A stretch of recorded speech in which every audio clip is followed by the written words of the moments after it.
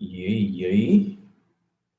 We should be on and popping, if I'm not mistaken. Shit's cracking. Self-medicated podcast is live. Yeah, and we in here. We out here.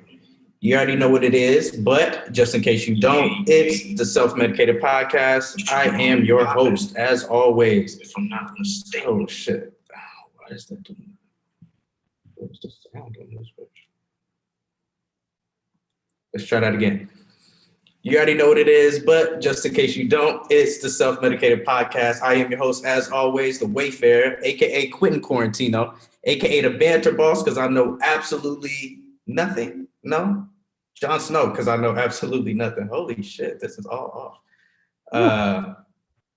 Brother's been vacationing too hard. Yeah, man. That was a lot. But yeah, it's Jon Snow, because I know absolutely nothing.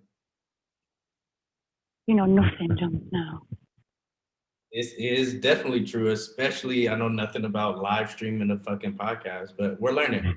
They also call me Young Wastradamus, aka Mortgage Freeman. What the hell is he doing? Fucking people. Fucking people.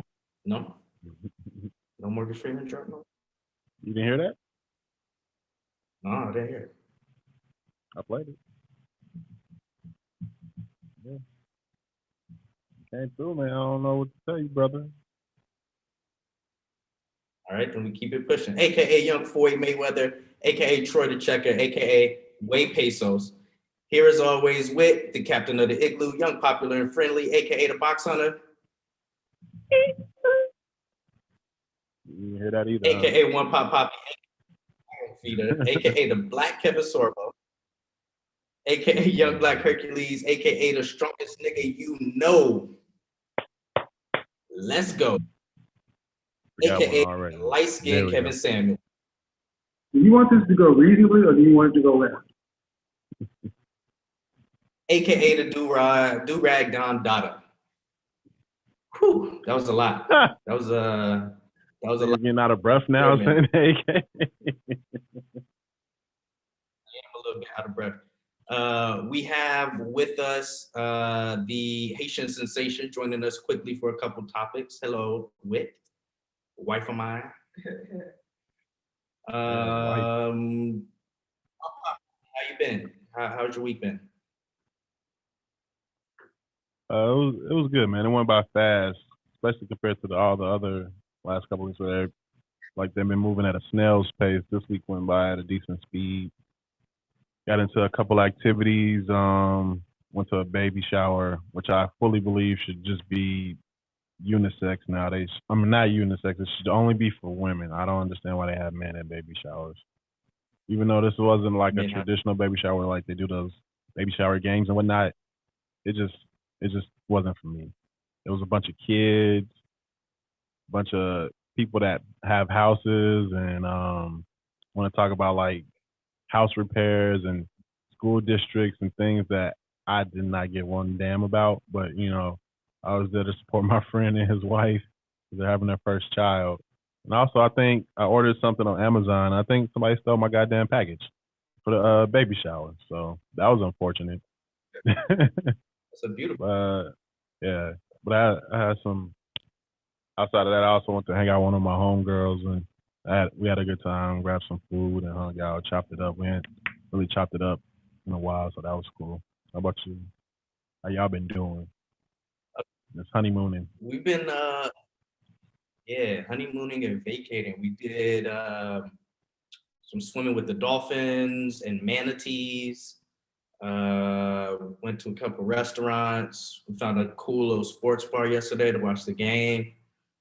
I think these next 2 weeks are going to be a little bit more adventurous. Like the resting and refreshing part, I think, is mostly over. Now it's time to start like doing things, going on adventures. So, looking forward. I noticed I had some interesting observations over the last week too, but I want to get into some of these topics while we have the Haitian sensation here with us real quick. You want to start off with what Queen Carrie Hilson said? I'm looking for the exact quote. Okay, I know what I did. Hold on 1 second. I thought I sent it to myself. I took a screenshot. You said something like, I got it. All 'cause right. it was profound. She had a tweet that sparked some discussion this week. The tweet said the following: "Men who provide emotional security and display wise leadership will get the softest, most feminine, relaxed, trusting, guard down, submissive, nurturing version of their woman." So I was curious to hear your thoughts, both of your thoughts on that, especially since y'all are married now. All right, we back. What the hell happened? Did you hear me? I can hear you now. It's this Mexican. Okay. Would you like me to read that again? Yes, please. All right. So, like I was saying, this was something that sparked some discussion this week on the internet. This is a tweet from Carrie Hilson. It says, "Men who provide emotional security and display wise leadership will get the softest, most feminine, relaxed, trusting, guard down, submissive, nurturing version of their woman." So I was curious to hear two of you's opinion on that tweet that she put out. You agree with that, or you think that's how the dynamic should work, or Haitian sensation. You want to take this one first? I think it's loaded. There's so many different ways I could go with this, but the first part is, it depends. Like, it depends, because I feel like there's some women who get it all and they still not healed themselves. So they don't know how to let their guard down, or they don't know how to be trusting. And there's other women who want to be, and if you give them the opportunity to be, they will. So I think it's a hit or miss. But then the other thing is she saying that's all for the man to carry? What do you mean by that? What you think, Justin? From what I gather from what she wrote, it seems like she is saying if a man makes her feel this way, this man will receive this type of behavior or treatment from her. I really just think it depends. I think right now I'm at that space, but if you would have had toxic me 5-6 years ago, I don't know if I would have been there. You could have gave me everything and I'm still flipping this bitch over. So you're saying the man could have provided the things she said that she needs in order to feel that way. If they were being provided to you, you still would have not cared and you would have still acted how you wanted to act. Is that what you're saying? Yeah, but that's because I have some maturing and growing up to do. So I think It really depends on who you are. Carrie Hilson, like what, 50, 40? I didn't think of it from the perspective you're giving. I thought of it in a different way, so I'm glad I asked you. Yeah, because I also think it just depends where you at. Because you hear about these men who claim that they give women all these things, and if she's not ready, she's not ready. Right. It's very true. Sometimes you have to go to the ain't shit ass niggas to understand when you got a good thing. That's very true. I've seen it happen plenty of times. I just laugh and chuckle at myself when I see it happen. I think, are we froze again? Y'all still good on my end.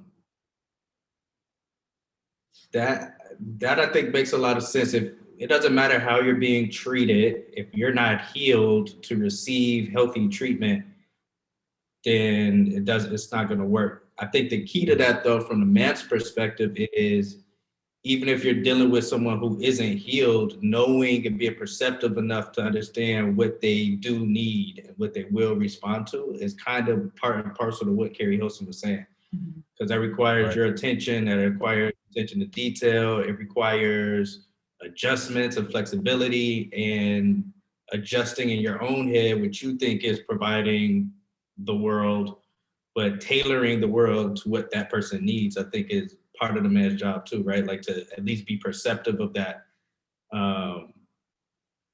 lack of healing and adjusting behavior accordingly, I think could go a long way to, you know what I'm saying? It's still the man, at the end of the day, it's still the man's responsibility to pick up on those things and decide to invest in that type of healing.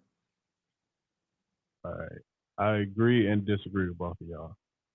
Of course. All right. Wouldn't expect anything So else. I definitely agree as far as like the healing and the mental aspect of what you're saying. Mhm.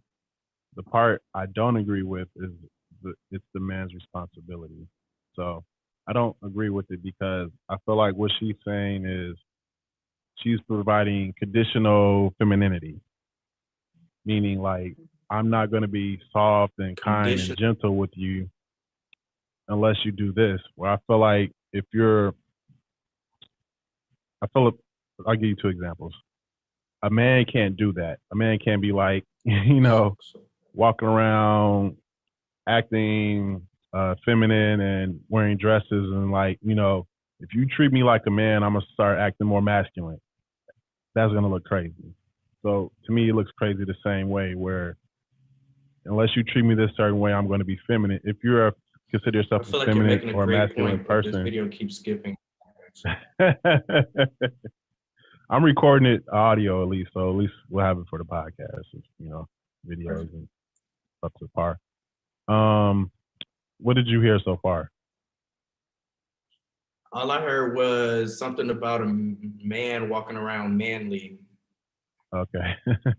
I said, imagine if a man was walking around acting what would be considered a feminine, and like wearing dresses and telling women that in order for me to be more masculine around you, you have to treat me a certain way. I feel like that person would get laughed at and ridiculed because I think if you are what people would consider masculine or feminine, that varies from person to person, or whatever that is, you already have these attributes. They aren't conditional. They aren't like, if you do this, I'll do that. They are, I am this way, so you get this version of me. So I didn't really agree with her saying that it's like a man's job to make me feel feminine. That sounds kind of wild to me. It's a woman's job to be feminine, not a man's job to make you feminine. Like it's not a man's like it's not a woman's job to make the man masculine, I think this is in the context of relationships though. And when you talk about women, quote unquote, being masculine or having these masculine qualities where they feel like they have to make up for not having a man or being shown what a man is supposed to do, I feel like that's mostly in the context of a relationship and not necessarily in terms of like physical attributes either, more so behaviors and responsibilities and roles within the relationship. Yeah, that's what I'm talking about that mostly. Yeah, I agree with you. The example you gave though was like a dude wearing dresses and saying, I'm wearing this dress until a woman make me feel like. I said he was also acting effeminate. Like the women that like masculine men, I'm assuming aren't into guys that wear dresses and act effeminate. So like I'm saying in that example, he's saying me being masculine is conditional. It's not something that I am. You have to do this for me to feel this way. And to me, this is where I think the mental health aspect comes in of what you guys were saying, where if you're healed and know what you need to work on or are working on that, you don't need someone to make you feel a certain way. You are what you want to be. It's not based on how someone treats you. Did it break up again or something? Mm-hmm. Yeah, it feels like you're making great points, but I literally just can't. This goddamn Mexican Wi-Fi. Mexican internet for sure.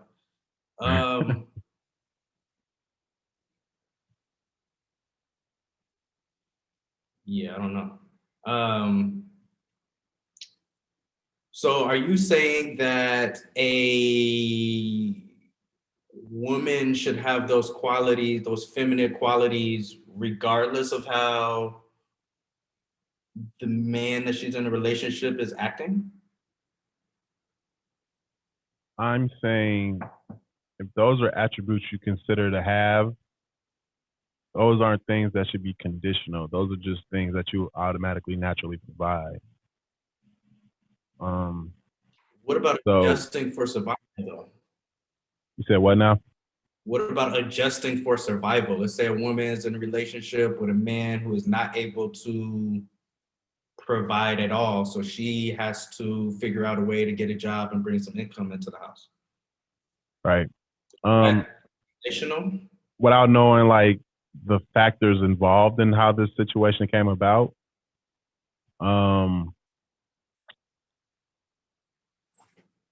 I really don't know how to comment on that because there can be so many different things going on where like he might have been supporting and he lost his job and she might have to take over till he finds a new job, or he might have been a deadbeat the whole time and that's how she got into this role of supporting. But I guess that would be conditional masculinity as well then on the man's part in this very loose example without any details, right? I don't know. I don't really hear a lot of men saying if a woman makes me feel this way, I'll be more masculine. So I don't know if it's conditional masculinity in that example. Yeah, I don't hear a lot of men saying that either. Because it would sound ridiculous, I think, for the most part, to women. Yeah. What do you think? What? I agree it would sound kind of ridiculous, but I also agree with your point about survival and women always adapting in that sense. So the fact that some women have to be a little bit stronger or tougher because their significant other might not be as accommodating is one thing. And you know, niggas be on some fuck shit, and you gotta have tough skin, and you gotta move different if you're gonna survive that sometimes, or if you're gonna be in those toxic ass relationships. So I definitely think that as a woman, sometimes to endure these fucked up ass situations, you have to change part of yourself and have a survival gear. But that's why I said that some people might not be ready for that. Because if you're used to surviving so long, there's so many things that you got to unlearn to be in a healthy relationship. Right. I know Troy and I relationship is very healthy, but it's like, damn, like there's so much shit that I had to learn, like even how to communicate or how to let Troy take the lead. Like that was always hard for me because dealing with fuck niggas, you gotta, you know, sometimes you gotta control shit or be in charge of shit, and you're used to that. So I think being in a relationship that's not toxic has helped me take a step back. And Justin, you know, I'm still learning, but it's helped me be able to give up more control and be more. I don't think it is like I'm all of a sudden becoming feminine. I think it's letting me be in touch with the more feminine side of me. Right. That I didn't even know existed because I've been dealing with fuck shit my whole life. I have a question for you, kind of based on what you just said. So, if naturally you were always just more feminine and didn't have to develop these coping mechanisms, you think you would have attracted a different type of man? Because I'm assuming a man that is attracted to femininity and wants to have a healthy relationship wouldn't be drawn to a woman that is displaying more so these toxic behaviors. So you think that kind of caused you to attract these fuck niggas? No, it's like I don't think they're attracted to me based on my femininity at first. I really think it's my ass. Did you just say your ass? Yeah. Like your gluteus maximuses, or like if you say something else? No, my ass. Okay. No. So yes, niggas attracted to the very base level of a woman. No, I think it depends. It depends because there's some dudes that have tried to talk to me, and I think they thought I was softer than I was, or even like after dating them or trying to talk to them, I realized they weak or they're not as masculine or strong in personality. Like I would walk over their ass. So I think it depends because I have attracted men who would want me to be more feminine at a certain point, and I just wasn't there. And they definitely weren't as masculine, so we weren't matches. But me having hella brothers and hella cousins that are guys, I also see them attract very feminine women, and they ruin their ass, like ruin them.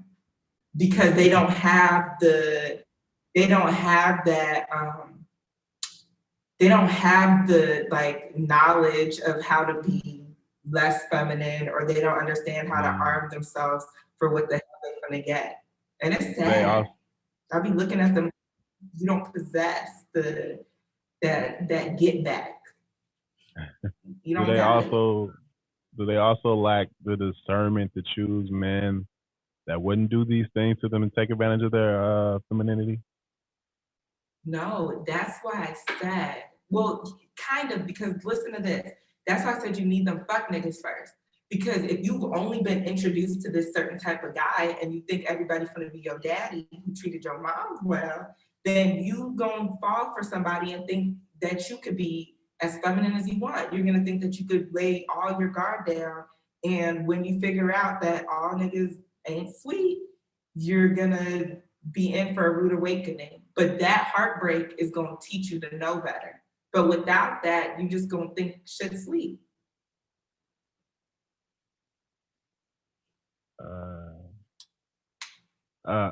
Okay.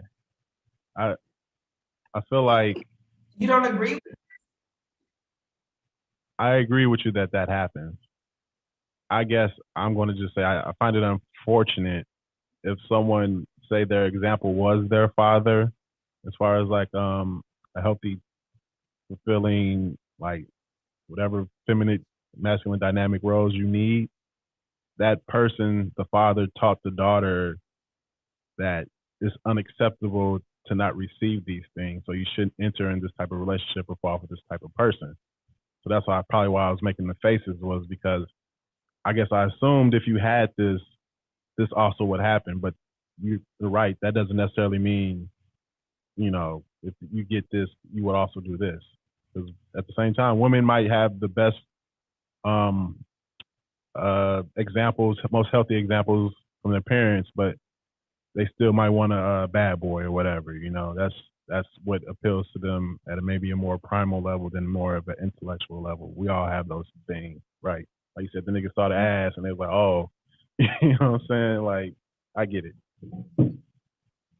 Or like you might not know the signs because you don't know better. All you seen was niggas telling the truth. You don't know that niggas lie. You don't know that you gotta check their phone like this, or you gotta look at shit like this. Like, I don't know. But also, that is a toxic relationship because you shouldn't have to check somebody's phone. You shouldn't have to do all these things. But I don't know. I guess his point was to be able to recognize the sign that based on having an example of a father, that you should be able to recognize the signs like, oh, I would have to check this nigga phone. I'm not doing that. Yeah. Yes. I want to bring up a couple of quotes from two great men. One of them, dark-skinned version of you. He says that women control access to sex, men control access to relationships. Yes. And so the man is looking at, I guess, the traits or the femininity level of the women that he's talking to. It's up to him to decide, all right, it's up for him to decide if he's going to present his full masculine self to her or just be like, I don't have to do all of that. based on how I'm about to deal with this relationship, right? I think that is kind of up to the men. That's what I meant by it's on him to decide, just on that point that you disagree with me with. It's kind of up to the man to decide, okay, am I about to invest in this relationship in order to show all of these things necessary, or am I not? Like, I don't care. Like, you know what I mean? It's kind of up to him in terms of the relationship piece to decide what he is or is not going to deal with, whether it's healthy or not. That's the one quote. The other side of that coin is something my dad said to me after we got married. And what he said was, bitches ain't shit but hoes and tricks. Oh, sorry, what did he say? In terms of earning the respect of your woman, what he said, what they don't tell you is that you have to keep earning it. It's not a one-time thing. You don't earn it and you got it. You have to keep earning it. Right. So I kind of feel like that's the flip side of this coin, is that your demonstrated masculinity or femininity is not, like you said, it's kind of, it's unconditional to a certain point, but it's also something that has to be repetitive and reminded and ever present. And that's why women well. So I feel like test you on it. Yes, exactly. And those tests, you fail enough of those tests. Right. Yeah. But if you fail enough of those tests, then the woman is going to start, what do teachers do? They're going to start grading you on your bell curve. Okay, so your masculine traits ain't up here. So let me test that a little bit less, because I know you're going to fuck that up. Let me see what you're doing over here in the loyalty department. Yeah. You know what I'm saying? Like, I feel like that kind of exists. So yeah, what's your reaction to that? Well, I would say that you provided an example of kind of what I was talking about, where a man can't enter in the relationship with conditional masculinity because he's going to be judged off bat for that.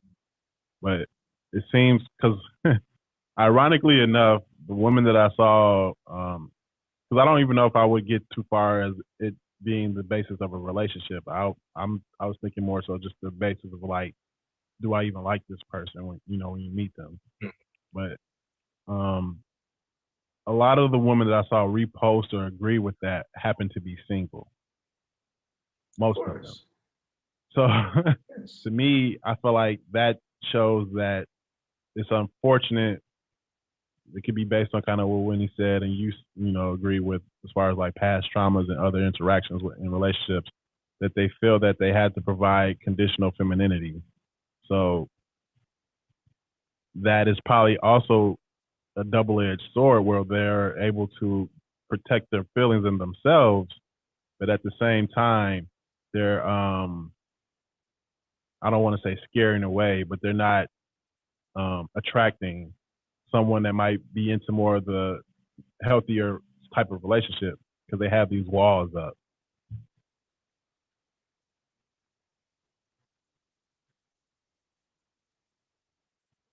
Yeah, I think that makes sense. I think this is actually an excellent transition to the next topic that we wanted the Haitian Sensations feedback on, because that determination, right, understanding what type of relationship that you want to get into, I think is post-determining who you're dating. And so Tokyo Vanity, who's some sort of celebrity, according to the internet, I think she's a rapper, isn't she? I don't know what the fuck she does. I've never heard of her until this. I do not know who that woman is. But she basically said that men and women should date within their tax brackets, right? Or within their budget. And do you know what the context of that quote was? Like, I think it's a interesting thing to break down just by what she said, but was there context around that? Was there a certain situation she was talking about? I don't know if it was a particular situation. Just from what I was reading and my trying to interpret what she was talking about, I assumed that she meant that in regards to women dealing with broke men. I think she was saying that if you're a woman of status, you shouldn't be involved with dating with men that aren't on the same income level as you. And that if you're a man that has it, or if you're a man that's broke, you should be dating women that are also broke or women that have it. We lost you. All right. I'll start from the top. Can you hear me now? All right, you're back.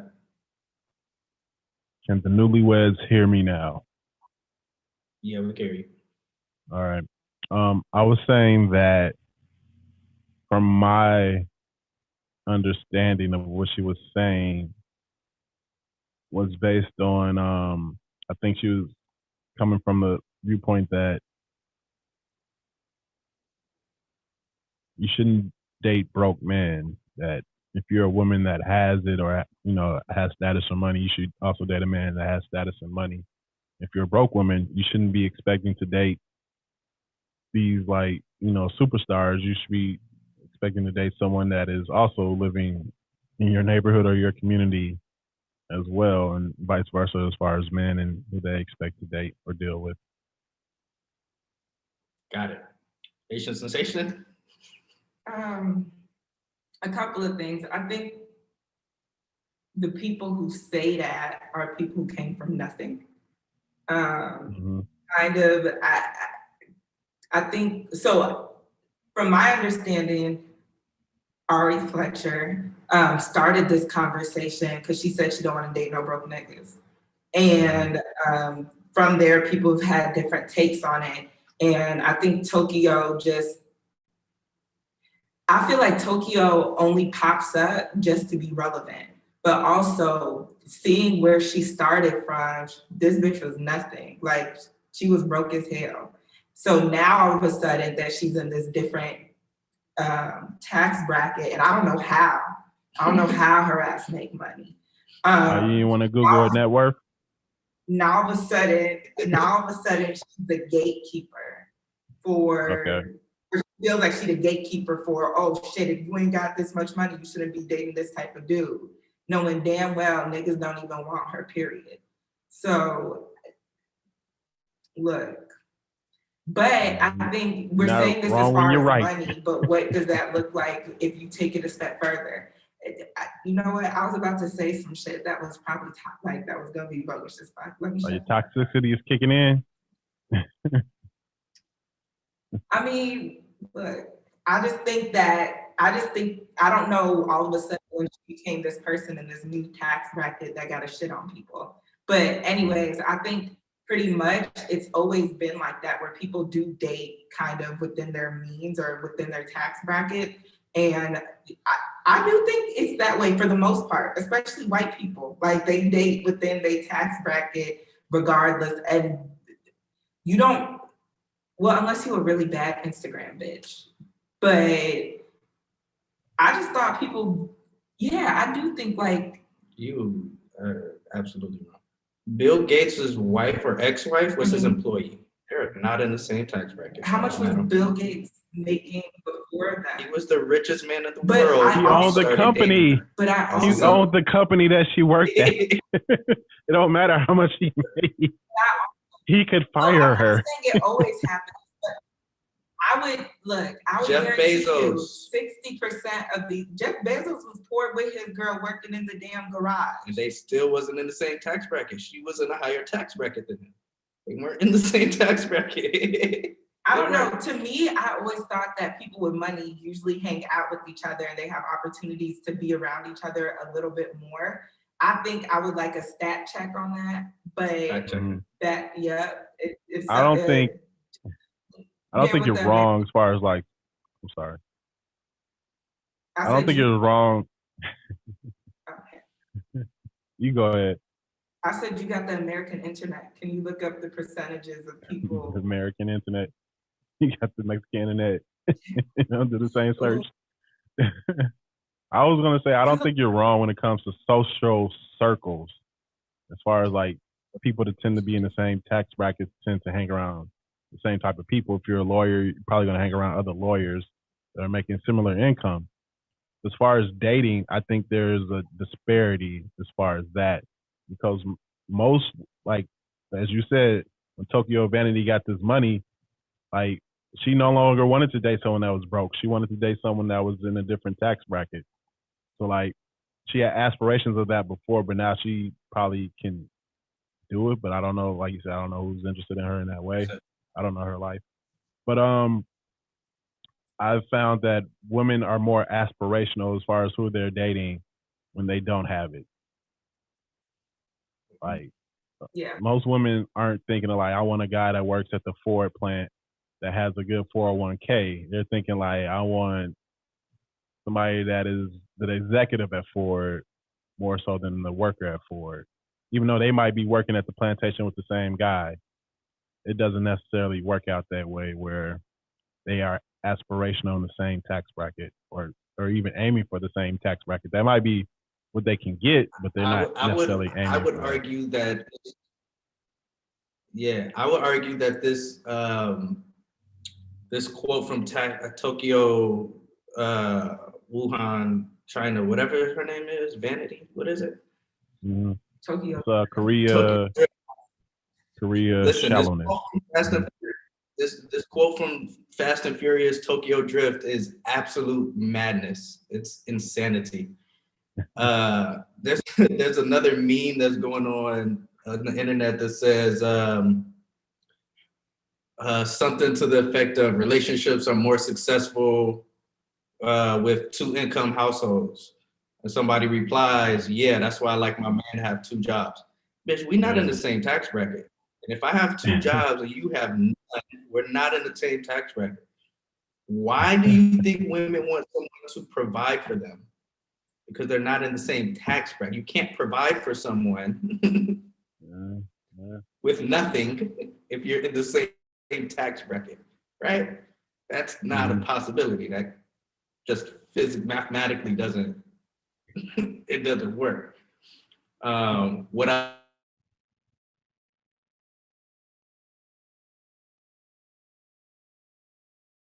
tend to usually date down, which is more evidence that people don't date within the tax bracket. And I think there's reasons for that, right? For women dating up, men dating down. There's a bunch of like social contracts built within that. There's a lot of like patriarchy and all other types of things baked in there, but boiled down, I think it essentially breaks down to like what we were talking about, the essential basic survivals, masculine and femininity type things. But to say that you should date within your tax bracket is absolute nonsense. First of all, because that implies that, well, that implies, number one, first and foremost, that your income is the primary factor for which you should be dating. And perhaps in a capitalistic society where the dollar is king, and that's the most important thing in general, maybe that makes sense. But if we're talking about relationships, how to build healthy, strong, long-lasting family units, then I don't necessarily know if I think that income or the income that you come into the dating with is the primary factor to determine who you should be even speaking to. That just seems very, it doesn't account for a whole lot of things. It doesn't account for current circumstances. It doesn't account for who you believe that person to be and what opportunities they haven't or have had, right? Like it doesn't necessarily capture all of those things. And to put that as the primary basis for 2 people even having a discussion is fucking wild to me. That's like saying that the kings talk to kings. I just can't take. That's a little different to me. But what did you have to say? I just can't take advice from someone who is getting fame from Love and Hip Hop, and she's on Love and Hip Hop. I think it was one of them. Still don't got a man. She ain't got no love. If you take money, if you take money out of the equation and you say based on status and circle you run in, do you think it still sounds absurd on its head?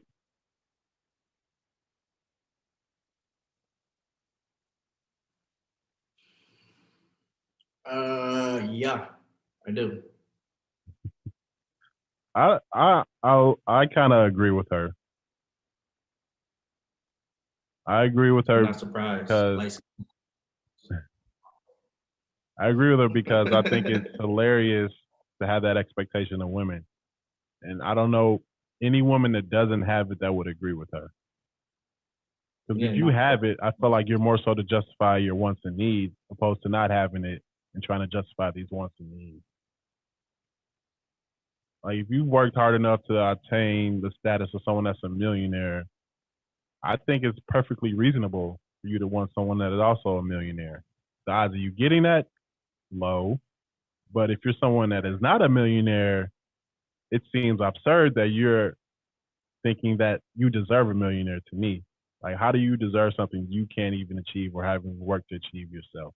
That seems ridiculous. yeah, deserve is the operative word here, right? Well, Like, that's what you always hear people say. Like, I deserve this. I deserve that. I'm always of the mind that you earn what you get. You don't just get it yeah, because you I deserve agree it. You with feel that. that way. What could a broke woman do to deserve a rich man? Get a job, work hard, and What get does she need yourself rich, that man and you'll for? be in those circles. Huh? What'd you say? What does she need that man for? Then, if she has that ability, what does she need that man Yeah. for? Well, I'm gonna break it down like this, right? In the pimp game, right? This is a great attempt. I know where you're going with this. The woman makes all the money, but even in that, the pimp provides leadership and protection and guidance and game. Those are things that are priceless. Even if a woman gets the money, like Carrie Hilson said, she's still going to want a sense of security and protectedness where she feels like she can be a toned down version of probably what she's probably given out in the world to obtain these millions of dollars or whatever. So you can't be that unless you have a man. You're just going to always be on the aggressive alpha female shit that most people don't want to be that aggressive all the time throughout life. I think that's kind of wild This to live makes that way. me this is it coming back? This makes me think of another quote from a great man, Dante Nero. Talked about where he talks about, for example, when he was dating, when he didn't have a job, when he was homeless. It might have been Dante Nero, I think.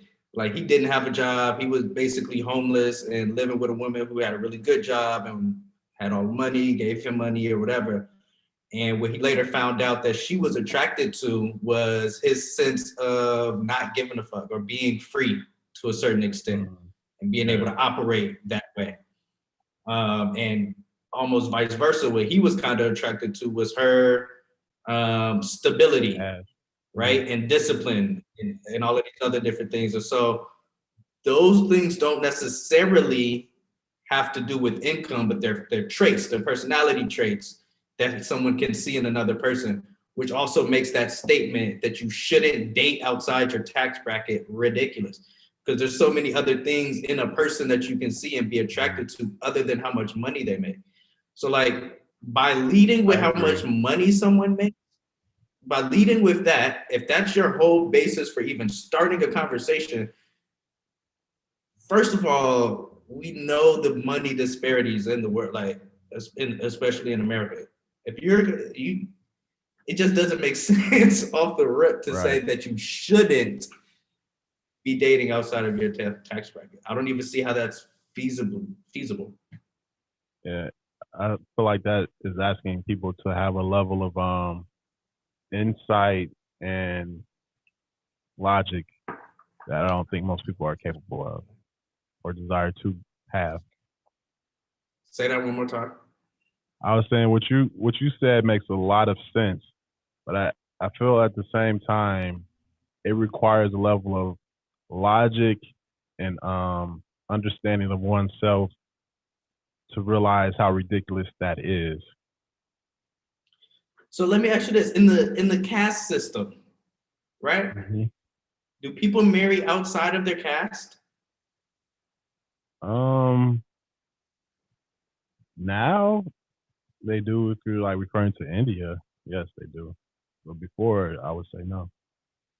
Do you know? I have an argument for why that is. Number one, for survival. Ain't enough of the same caste to be dating in. Mm-hmm. Eventually, it's going to become incestuous. The other thing is today. A billion people in India.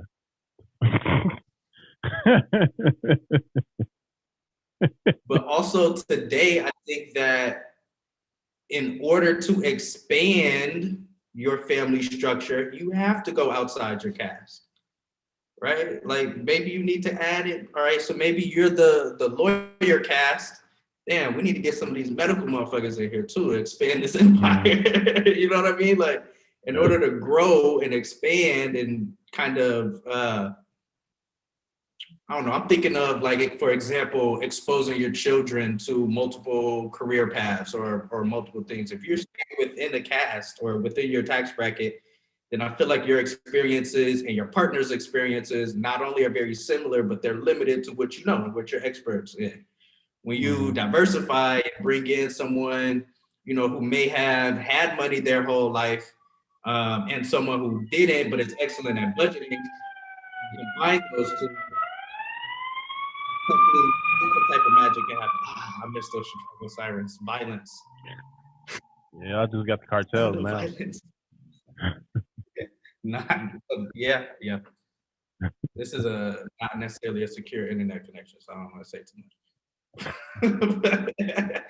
but no, that like I don't know. I feel like there's more even merit and benefits to dating outside your tax bracket for both higher and lower, going up or down. Can be. I think there's way more benefits.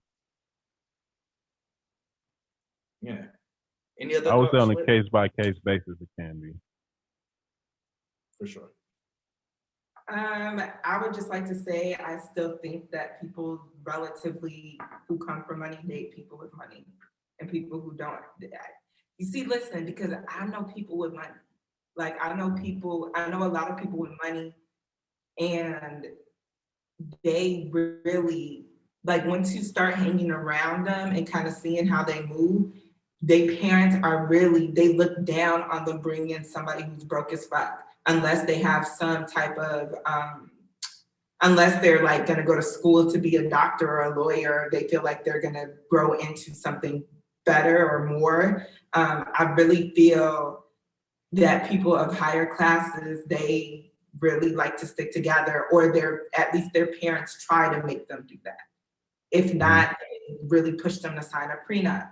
Or maybe with kids, and when you can control who your kid is dating, I'm more so talking about adults, like grown people who aren't making decisions based on what their parents. I feel like the stories we hear are the ones that are like those stories where somebody marries up.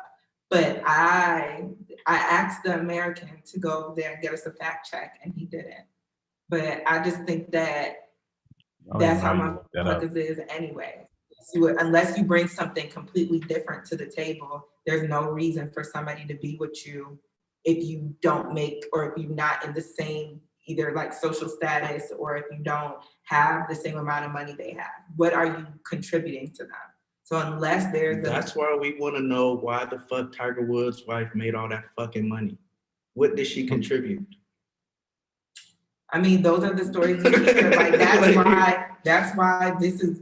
I mean, that's why it's a feel-good story. That's why we're trying to be. It doesn't feel good to us. So to make sure I understand. Story. That's a feel-good Wendy story. Williams husband. Yeah, that's a feel-good story. Like, to make sure I understand your point, Whitney, would it be fair to say that when you see people that are marrying in these circles you just mentioned, would it be fair to say that the men are looking for women that have the same type of income as them, or are they looking more so for other attributes? Because I feel like you were mixing money and status into the conversation. So is it both, or do you think it's like an either or?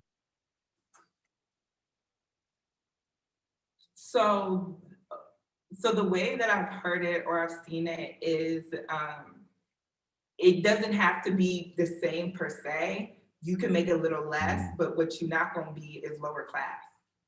Right.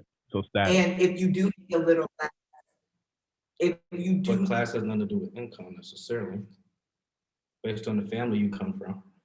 Okay, fine. So maybe I'm thinking of class systems then. If somebody's gonna marry somebody of a lower class, that person has to bring something else to the table. Mm-hmm. But that's just my opinion. That's how I think it really works.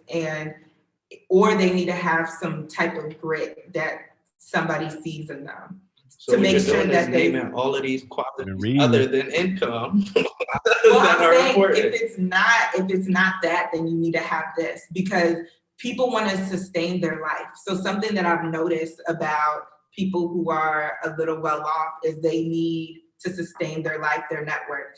If I marry somebody that, even if if their daughter doesn't have money per se, you would want them to come from a family that has a little bit of something. So even if you look back historically, if you don't have no money, it's hard to marry you off because you don't even have a dowry. Like in other cultures, be able to make some pretty babies. Even in the United States of America, before you got married, you would need to give the family something. You would need to have something, because what I'm not doing is taking a charity case off your hands. Yeah. Even if you did bring something to the table, your family needed to come from something. Mm-hmm. How often do you hear millionaire men marrying other women that are millionaires? I feel you don't hear it because it's normal.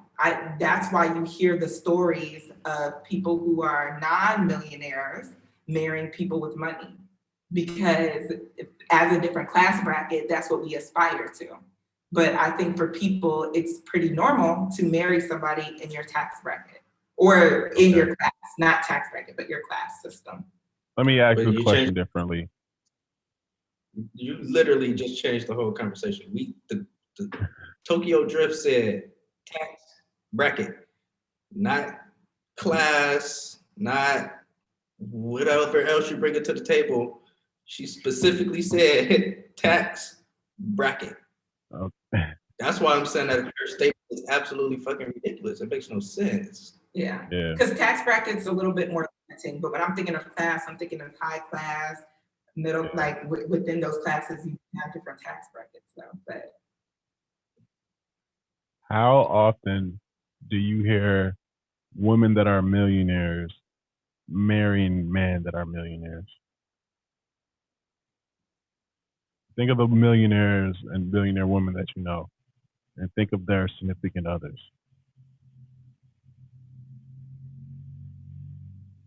I don't think, not very often. And I think it's because those women are not necessarily billionaires or millionaires. It's their parents who are millionaires and billionaires. Something that I've learned, especially being around. I'm sorry, I was thinking of like a Oprah or Meg Whitman or even Jeff Bezos' ex-wife. Okay, so Jeff Bezos' ex-wife marries a teacher, right? Or is with the teacher. But I think at a certain point, there's nobody for you to find.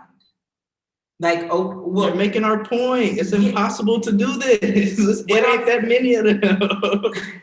It's not enough for you to only do that. And I agree, but I say people tend to look at their own first, then they venture off and find something a little bit more fun to play with. I don't think men do that. Maybe women do. And even for the women that do that, their options are so limited. Cause like, if you're a millionaire man, are you like? I'm sorry, I was saying that maybe men do it that way, kind of what she said, as far as like they'll look around. I'm sorry, I meant to say women do that as far as they'll look around and see what their options are within their tax bracket. I was gonna say men probably don't start off there. I'm assuming they start off as who looks the most attractive, and they so happen to be in my tax bracket. Cool. Yeah, because I mean, if he's providing everything, he don't care how much money she makes. That has nothing to do with him. Exactly. You don't have shit to do. If I'm paying all the bills, I don't care what you can contribute to the bills because you're not contributing to the bills. I'm paying the bills. So That's I why I don't don't. fuck how much. You just better make. Like that's what I care about. That's why I Literally, cook, clean. Still no. Like that's when you get to that point. That's what you're looking for. I'm assuming, right? Like the ability to build and maintain a home. You don't care about her income. Doesn't matter. I think that's an unfortunate thing about. Also, though, on that same side, if those things are what women attach to, yeah, if those are the things that women attach to stature or masculinity or all of those things, then of course she's going to try to date up and outside of her tax bracket. If his income is what she attaches to things. Yeah, I agree with that. I think that is a reason why you don't tend to see women that are like really into business and creating like millions of dollars or billions of dollars tend to marry people that also have that same aspiration to those same things, because the men that have done that aren't interested in women that are doing it as well for the most part. Also, you don't think that would be a competitive ass relationship, bro? Imagine if you and your significant other did this, like had the same kind of expertise. You don't think that would be very, very competitive all the time? Which I don't think is a bad thing. I think competition is great, but like I could see that also depends building on the relationship. I can see that. Yeah. And being. I can see that. Yeah. I can see that point. All right. Shout out to Carrie Hilson and Tokyo Drift for those hour worth of content. points of discussion. Yeah, for real.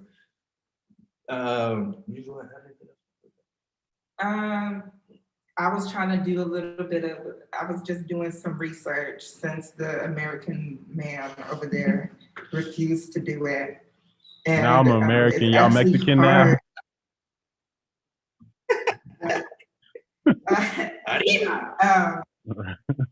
But what I see is, I can't find a definite answer. No. I can't find a definite answer, but what I see is leaning towards what I feel about people of higher class marry within their class. Like, I also think marrying within their, I don't want you to play semantics here. Are you talking about marrying within their class or marrying within their tax bracket? So like you said, so you mentioned like a woman having millions, but it being her family's millions isn't the same as her having millions, you know? So that's, because that would be status. So if we're playing it like that, then I agree. We'll move on. Okay. Fine, I agree with you. You're right. Thank you. I think we got another one drop. Nah. I think rich people have a lot in common though. Like literally it's culture shock when you're around people of different tax brackets if the tax bracket is different by a lot. In any way, because like, I mean, I don't know. I've been around some people who've grown up a lot different than me, and when they came to my house, they were surprised that I had all these cooking utensils. Like, I don't know, different class brackets. Is that racist? Or is that like a social status thing? People have more than 2 spoons? Well, no, not that. Like, you don't just have an eating spoon and a cooking spoon?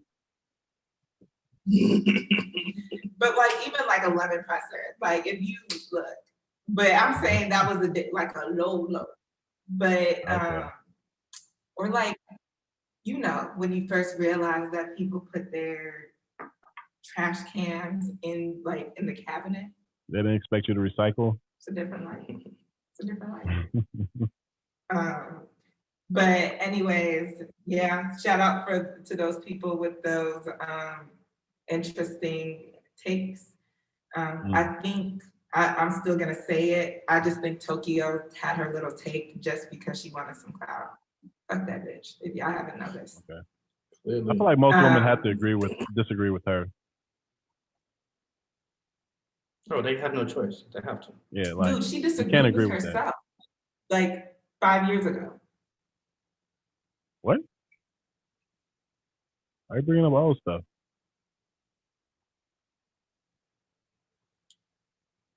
Whatever. Speaking of, thank you, Whitney. All right, thank you, guys. Yes, thank you. All right, appreciate it. Speaking of white people and their income levels, you ever notice that white people don't do multiple ply paper products? I don't notice that. I don't use a lot of white people's bathrooms, but I do remember having a conversation at work where talking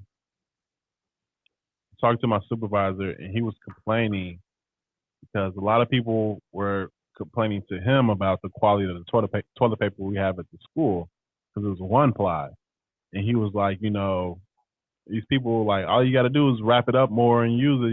You know, he's like, I don't understand why they just can't do that. And I guess apparently the jump from one ply to two ply is an extra $10,000 in the budget. He was like, you know, he be talking like this is coming out of his pocket sometimes. But he was like, you know, it's crazy that we have to pay this much more just so these people can feel a little bit better by having two ply. So that is my only experience when it comes to that. Yeah, you must have one ply toilet paper in that your villa. I want to give a quick shout out to, we had a viewer leave a comment named Suri. Shout out to Suri for the view. But no, I just noticed that, you know, throughout my travels in life, you gotta remember I played baseball when I was younger, so I had a lot of white teammates and stayed over white people's houses a lot. Springfield is pretty generally a white place. I think I've had exclusively white employers. And I don't know if it's just their hands or something in the skin, like lack of melanin or something, but like they seem satisfied, even paper towels or napkins, right? I'm not talking about just toilet paper. It's also the thinnest possible paper towels, napkins, Kleenex. Like they don't use Kleenex brand. They got Puff or whatever the alternative is, right? Like they seem to, and if we're gonna equate richness with white people, then it makes sense to try to conserve on certain things. And I guess what I'm noticing is one of the main conservation pieces is one ply, single ply paper products. Okay. See if you notice that, or ask your white friends that you go to school with if they use or have used multiple ply paper products, or if that's a normal thing for them. Okay. My question is, how did this topic come to mind or made you want to talk about it? I had to wipe something up at a restaurant with a paper towel, and I just felt like I had to use so many paper towels to get a fairly small spill up that I was like, I wonder if they invested in maybe apply more or like an extra thread count paper towel. If that would be more economic than using like damn near the whole roll to pick it up. Yeah, I feel like there had to be some catalyst for you to even talk about this, because otherwise that would be one of the most random ass. Listen, I'm here in Mexico with a lot of time to think. I see. I'm thinking about a lot of. I got some ideas for new segments for the show. Okay. One of them I will talk to you about off stream. It's so funny that I'm using terms off stream now. That's hilarious. But one of them is a segment that I think that at least one part of your AKAs will actually enjoy and appreciate. Mm-hmm. So, 1 second as I sip some mezcal and have a tahini rimmed orange. You're going in on the mezcal, huh? Mm-hmm. Let me drink while you at it. Doing body shots on yourself.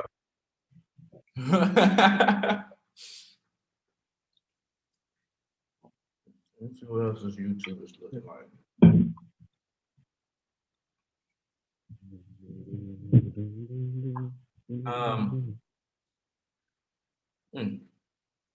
So one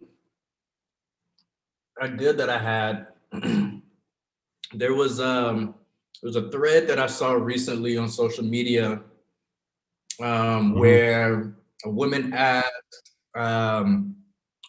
asked men, what are some things that women should know? And it was this long thread, really complicated. Some of the answers were kind of juvenile. Some of the answers were, I think, a little relevant. But to do this self-medicated podcast style, I thought it'd be interesting if we both left women with a tidbit of information that we think would help them interact with the men in their lives, or that they want to be in their lives. And I feel like this is a tailor-made segment for One Pop Poppy, because I think you almost always have like a pretty simple way of breaking down a perspective that we as men have that most men find difficult to communicate to women. And it's like the simplest of things, but you have a way of breaking them down from our perspective and making them digestible for women. So I'm gonna put you on the spot for this first one. What's one tidbit that you think women, one tidbit of information that you think women in general could benefit in the interactions they have with the men in their lives? Men in their lives, I guess actually it doesn't matter. It's funny because I was actually talking to I was hanging out with my friend yesterday, and she was telling me, we were talking about things that are kind of unique to the woman's anatomy, and she was telling me about the titties? Like what? I think it's called, hold on 1 second, let me see the term that was being used. I don't want to say the wrong thing. It's called titties. The gush moment. Are you familiar with what that is? The gush moment? Is this a physical, sexual thing? It's not sexual. It's not sexual. Okay, so no, I don't. All right, yeah, I wasn't familiar with it. But apparently the gush moment is a moment where the woman realizes that this happens when a woman's on her period.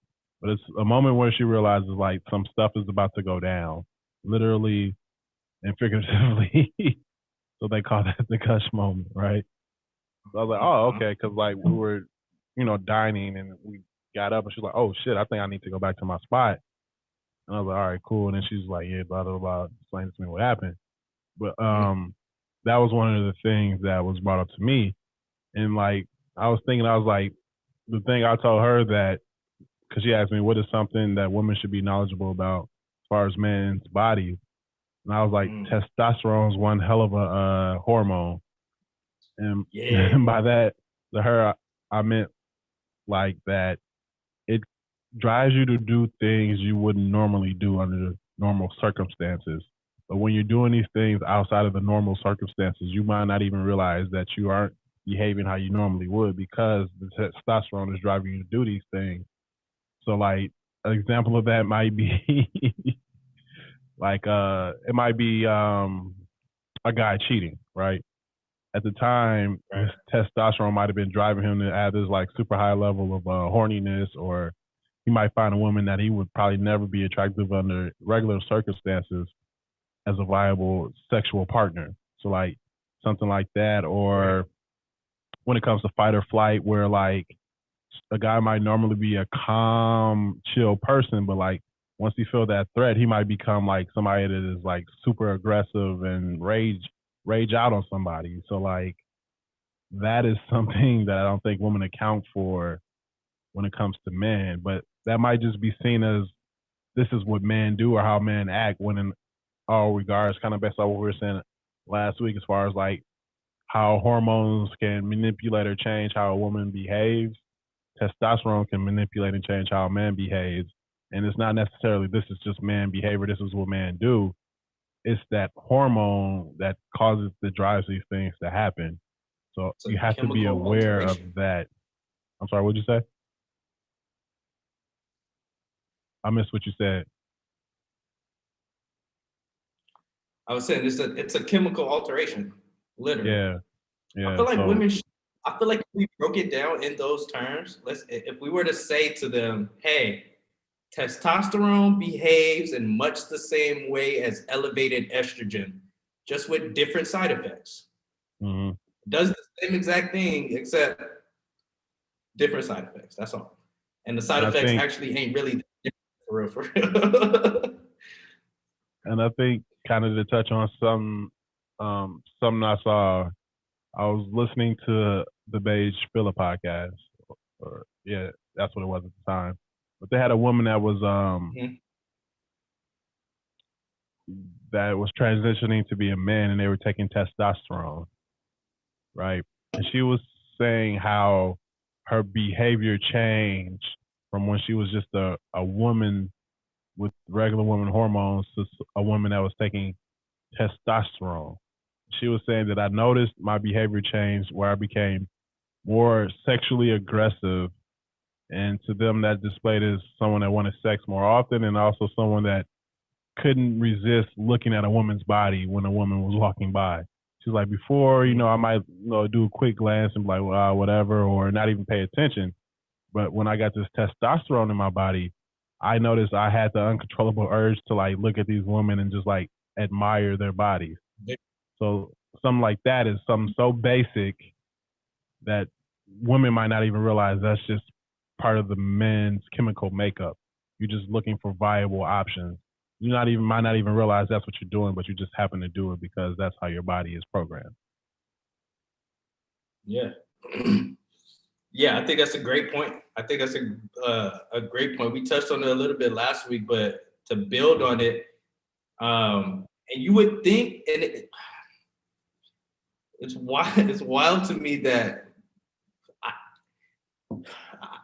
it seems to me that women should be on the leading forefront of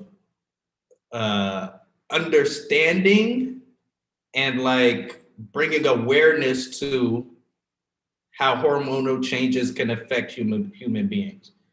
Because for as long as I can remember, they've been the experts on it, or as seen as the experts on it. But they may have been hoarding the understanding of how hormones affect your body and your behavior. And I'm not sure if women are willing to share that society's pity or understanding of your hormonal changes. The other question that this begs asking is, should women be expected to recognize and combat their hormonal changes? Their own personal hormonal changes? Or are you saying like they should be able to recognize when a man is having some hormonal changes? Say that one more time.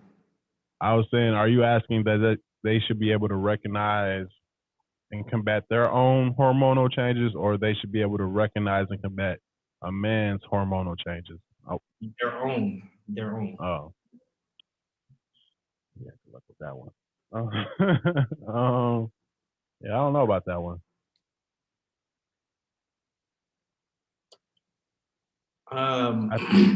The reason why I ask that is because men are expected to do so. Many of us have gotten good at it. Mm-hmm. Therefore, it stands to reason that women also have the ability to recognize it and get good at controlling it. So that was the only reason I was asking. Is it's got to be one or the other. We either everybody recognize that we have hormonal changes and understand what comes with those hormonal changes and deal with it accordingly, be understanding or provide whatever structures necessary to accommodate, or women got to get in the gym and learn how to control that shit. It's one of the two. It's gonna be one of the Yeah, that is kind of like I said earlier. It's very reasonable and rational expectation and breakdown. Yeah. How that would work out in real life. Good luck with that one. For real. Where are we at? About an hour and a half. Do you have any other topics for us to discuss?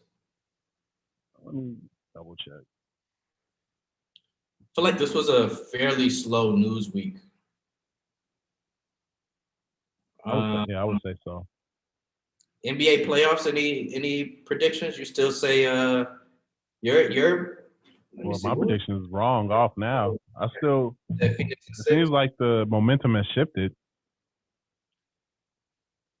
You said Phoenix of 5. Yeah, I definitely agree. I think Chris Paul is losing this series for the Suns. More so than Giannis is winning it for the Bucks. Regardless of Giannis is putting up some wild ass numbers. It's been a long time since we've seen some shit like this. But at the same time, he's not the catalyst for them winning. It's their opponent's lack of shit that keeps them winning. Like even with his wild numbers, I feel like these games have been fairly close and won in the last quarter. It hasn't been blown out, you know. So yeah, you're right about that. That's my point exactly. Like I'm one of these people that, especially over these playoffs, I've become less and less of a Giannis fan. Like he big, he's athletic, but he's not a fucking difference maker. He's not the piece that you need to take your team from mediocre to great. So you're saying he's the West Coast James Harden? He's not that guy. I mean the East Coast James Harden.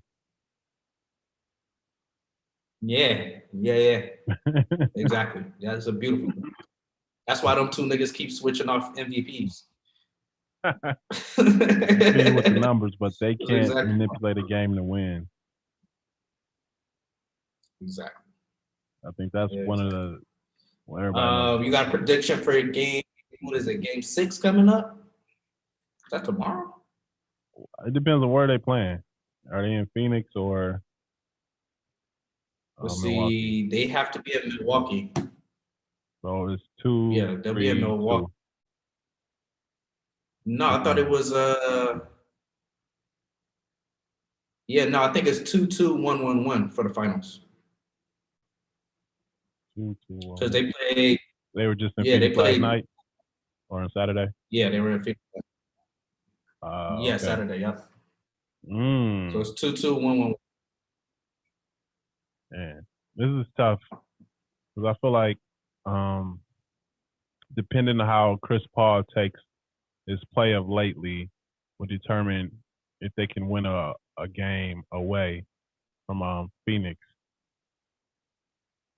Kind of like what you said. I think this is kind of all on Chris Paul as the leader of the Suns to get this away game. It's on Chris Paul. Devin Booker been doing his thing. He's been doing. So yeah, I'm trying to figure out if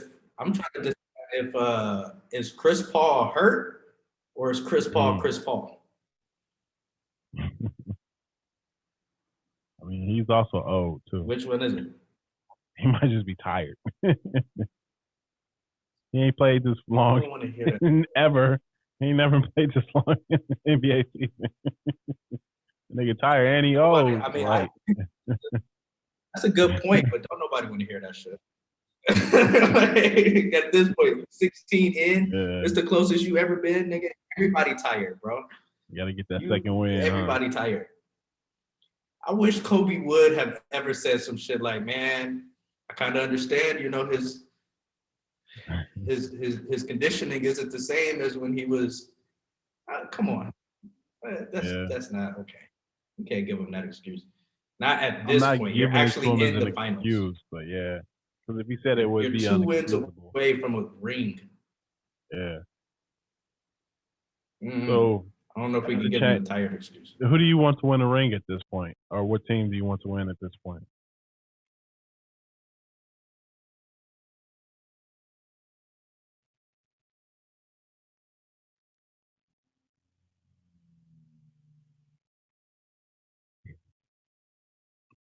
Having some technical difficulties.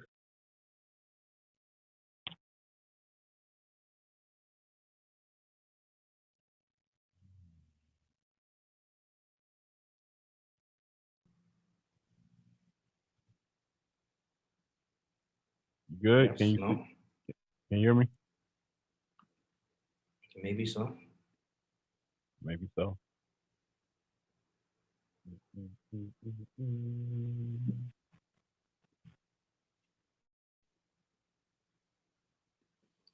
Boy, I tell you, I'm gonna have to call T-Mobile.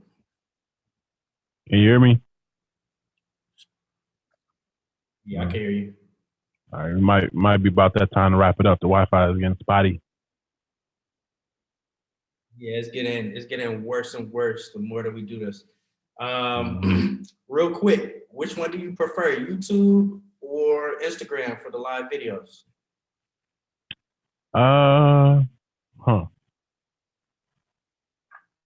I don't know. I think because of the nature of Instagram, as far as us having more followers and people that are like friends or cool with us hopping in the conversation more so than on YouTube. Yeah. I might prefer Instagram just for that interactive dynamic, but at the same time, I don't want half of those people knowing my opinion. So it's a double-edged sword to me. Definitely. How about you? I definitely feel you on that. I think for me,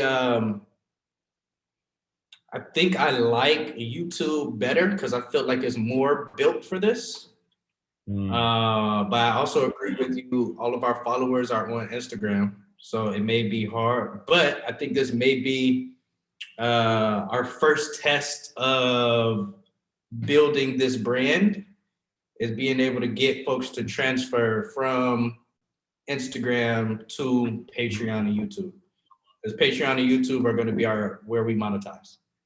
And if we can get folks from Instagram to Patreon and YouTube, then we know that we're starting to do something right. So I also kind of like the challenge of trying to get people to migrate over, if that makes sense. Yeah, that's a good point, man. All right, so I'm gonna go ahead and close this out, but after I end the YouTube live, stay on the Zoom because there was an idea I wanted to run past you. Okay. All right, y'all. It has been the second live episode of the Self-Medicated podcast. Just in case you didn't know, now you know. I am your host, as always, the Wayfarer, aka Quentin Quarantino, aka the Banter Boss, aka Jon Snow, because I know absolutely nothing. Oh yeah. She belongs to the street. Oh shit. You know nothing, Jon Snow. Oh man, and it's been proven several times over. But they also call me Young Wastradamus, aka Young Mortgage Freeman. What the hell is he doing? Fucking people. Fucking people. AKA Young Floyd Mayweather, AKA Troy the Checker, AKA Way Pesos. Here as always with the captain of the igloo, young, popular, and friendly, AKA the Box Hunter. AKA One Pop Poppy, AKA the Bottom Feeder, AKA the Black Kevin Sorbo, AKA Young Black Hercules, AKA the strongest nigga you know. Woo. deadlifting 400 pounds casually in slacks. In slacks, aka the light-skinned Kevin Samuels. Do you want this to go reasonably or do you want it to go left? 9 times out of 10 is going left, aka the do-rag Don Dada. With another episode of the Self-Medicated Podcast live. And Live from the hood.